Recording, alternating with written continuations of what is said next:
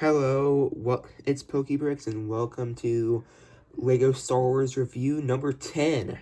Yeah, it's been 10 episodes already. It's actually been a bit because I haven't been uploading that much lately. Sorry about that. Yeah, but this is my 10th Star Wars review. I wanted to do more, but, things have just been getting in the way. I'm also starting to run out of sets, complete sets. I have, like, maybe 10 more like full sets of content, but I've been doing some of the bigger ones lately. So the other like 10, 15 you guys can get are probably going to be microfighters and like dioramas and stuff like that. But let me know if you're interested in the comments. I would like to do something like M&R is doing and try to get every single one, but that's a stretch. And I'd probably have to buy them all used, which would be unfortunate, but to get like 2005 sets new is a big deal, and they're hard to find. But yeah, let's get straight into the set. It's set 75364, Shin Hades, Starfighter, and Republic E-Wing. Jesus. Alright, let's get into it. Alright, starting us off with our minifigures, we have Shin Hati. I've never watched Ahsoka, but this is just a pretty cool minifigure in general. It has this nice tan like clothing going around. It does not have arm printing, but it has like these metal arms, so I think she might be like a droid or something. She does have back printing, torso printing. Yeah, I think she has hip printing. She also has leg printing. She has this nice little, I have to get it to the side, but it's this nice little bead of hair right there. Just a nice little part with the detail. Don't mind my little brother. He's tweaking out in the other room. But yeah, that has a nice little hair. The hair piece is also good. It's unique, I think. Taking it off. Ooh. Yeah, taking it off. She does have back head printing that just looks like more calm and kind of creepy, bald. I don't know why. It just looks kind of soulless. Even though it has eyes, it just looks like a dying cancer patient. But it looks like something out of The Exorcist. I don't know. Yeah, this is the first minifigure. On the next. Alright, I had to look this guy's name up because I could give less of crap about Ahsoka. But his name's Balin Skull. He's a cool looking minifigure. He's obviously like a Sith or some sort of like, I don't know, cultist or whatever. Going around the arms, they're gunmetal gray, kind of like the Shin Hati. They have these nice little green lines, which I actually like a lot. It's just black and green with some old dude, kind of looks cool. It's just my opinion though. He does have a red lightsaber, you know. But yeah, going around, he does have another. I can't tell if that's angry or calm. Yeah, that's calmer. That's the calmer side of the face. I don't know what scenes this is from, or scenes, this is from, because I've never watched Ahsoka, nor am I planning to. I'm finishing up Clone Wars, and that's just a little tidbit. After that, I think I'm gonna watch Rebels, because I like the first season when I was young, and apparently they made like one or three more. But yeah, this character's okay. I love the green lines. This guy's probably, other than this guy and I think all the minifigures except for the one that doesn't have any leg printing is good in the set. But yeah, on to the next minifigure. I also had to look this guy up. His name's Captain Porter. I'm gonna have to look up the rest because you can't look at me and say, "Oh, that's Captain Porter from episode 7 of Ahsoka." Who knows that? Like, first of all, the show kind of sucked. Secondly, it's just not very recognizable. Like, maybe I'm pretty sure this guy's the same dude who appeared in The Mandalorian, but I think that's kind of it. Like, I'm not that big into the shows. I just like Legos, man. Leave me alone. Yeah, he has good hip printing, leg printing, torso printing is okay. I do like. I was about to say something. I said I do like the contingency. How the blue like goes all the way up the torso, but then there's the little white bit. I was like, whoa, that's a bit weird. But then I realized it was like a belt buckle, and I was like, oh, stupid. But then going around, we have this little I think it's like the back side of his bomber jacket or whatever. My favorite part is the helmet. That helmet is sick. He does have dual printed faces, but I just want to look at this helmet. Like, the main reason I picked uh the U-Wing fighter as my Sigvig, I guess, is because I loved his helmet in the microfighter set. No, I do not have the big U-Wing set. It's unfortunate, but I'll get it one day. I'm not. I don't think I'm gonna be buying the big one anytime soon because actually I might. It's okay model. I would like to have both of them. But yeah, this is a good figure. The only reason I like it is the helmet. On to the next mini fig droid. On to the next droid. Alright, this is the New Republic Astromech droid, aka the IKEA droid. Turning it around, it does not have back printing. Shocker. Front printing is okay. I only like it because it's funny. I like the color scheme. Is there much else to say? The head printing's good. It's IKEA. Yeah, on to the next minifigure. The next figure is Morgan Elspeth. Elizabeth? I don't know. It's confusing. I think Elsbeth. Something like that. But yeah, the torso's good. This is probably my least favorite character. It has this cool silver gun, but it has no leg cloak printing. I don't know. I've seen other figures that have had cloak printing before. I don't know what that piece is called, but I've seen many figures with printed cloaks. I don't know what the piece is. I've seen many figures with it printed. That's what I'm trying to say. And they look 10 times better than this guy. That's all I'm gonna say.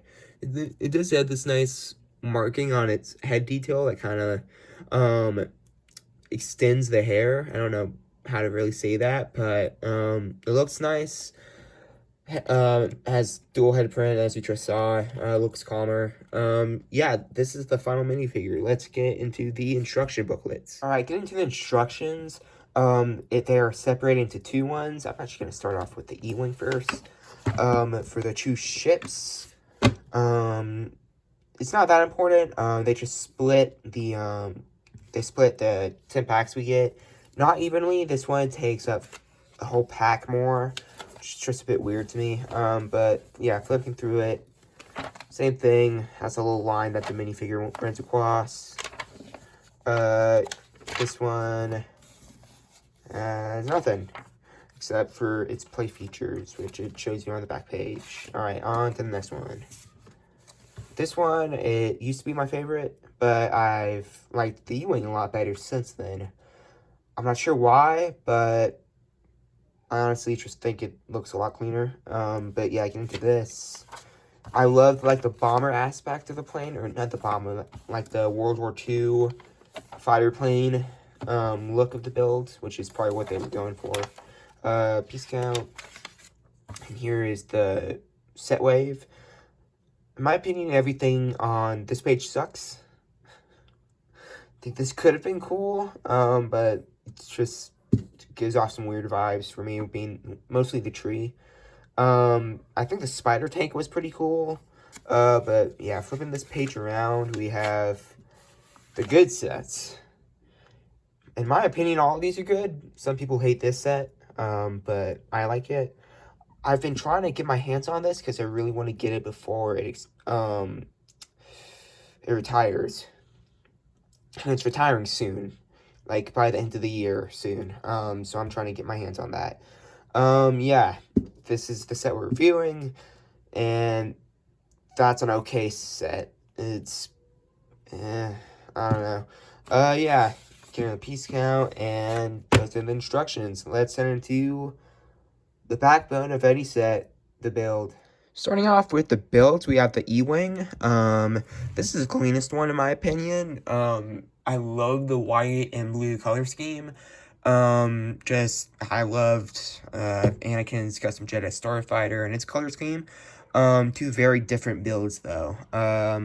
Going into the cockpit, he can fit in pretty nicely, but he's still kind of laying down. Taking him out, you get this nice little storage container where you can put, like, his gun or his helmet. I don't know if his helmet can fit in there. Let's test it out. Yeah, that can't fit in there. But yeah, his gun, or maybe, like, if you could piece out the lightsaber, it can probably fit in there. But flipping it around, we have this nice droid pocket. It does not have the play feature where it can, like, lift out and it can just pop out, if you, like, press the button on the bottom or something.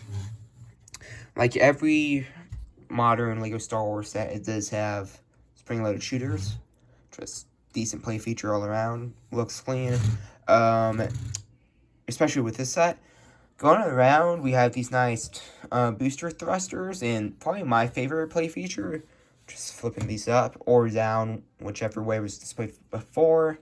Kind of flip it around, close these two in, which is super smooth if you haven't seen it. Then you flip that down, and bam, you're in flight mode. Just super clean, in my opinion. Super swooshable for any kid. 10 out of 10 in swooshability. But yeah, this is probably my favorite build in the set. Yeah, let's head into the World War II plane. Alright, get into this World War II fighter jet. First thing you probably see is that, it's rusty. Rusty as hell. It's definitely a dirty build.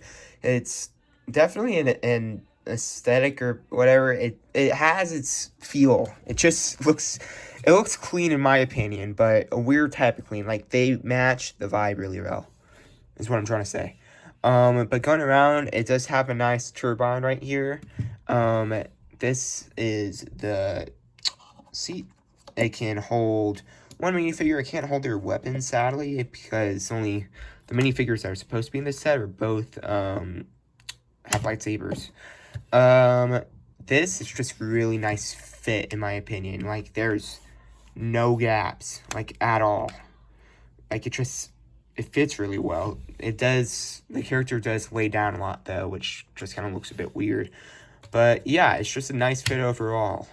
This other piece can flip up and reveal a little lightsaber holder, which is something I didn't expect. I thought it was just going to be there as a nice way to close it out. Definitely giving some,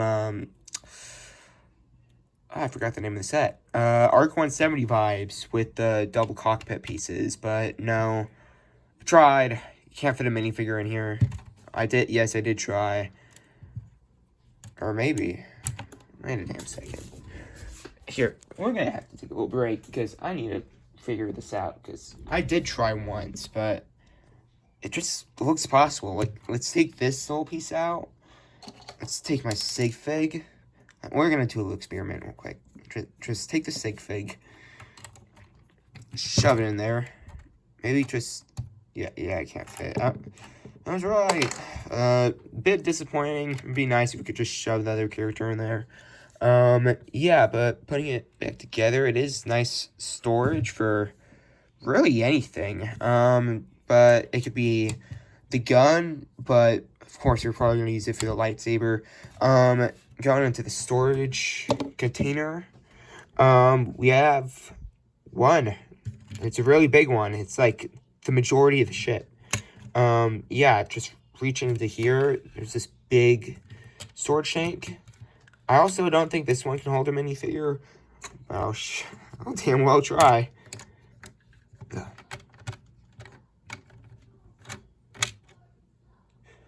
Wait, maybe. Actually, maybe? Okay, actually. Wait, it actually fits a minifigure. That's pretty cool. Alright. And if you still want to store that gun that's in the tank, which there is one, you really have to reach inside, but I can't lift it up. Let's just take the gun out, and yeah. If you can't see there, this little 2x4 is supposed to lip up, but it's not. It's just being stubborn little slab. This is frustrating. Yeah, there isn't too much wiggle room for my fast fingers. But yeah, this is just a cool part of the set. There's 2 storage containers. One is hard as hell to access. I'm gonna stop trying, because if I don't, I'm gonna chuck this halfway across the room. Yeah, it's a cool set. Used to be my favorite builds, but is not anymore because I change opinions often. But yeah, cool set, very cool vibe. Let's get into the final review. Alright, final review.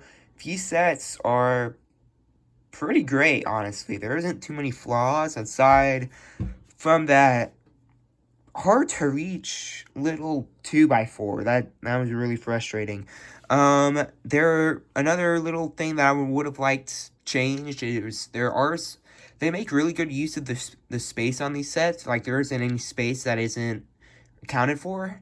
There's a bit on this U-wing that I would have liked, but that's actually what I'm complaining about. There's a little bit of a space on the back, if you can see over here, that I feel like could have been used to hold one of the minifigures, which is just kind of unfortunate. But yeah, it's a pretty great set, good storage, good looks overall. This would probably get like a 9.5 out of 10 for me.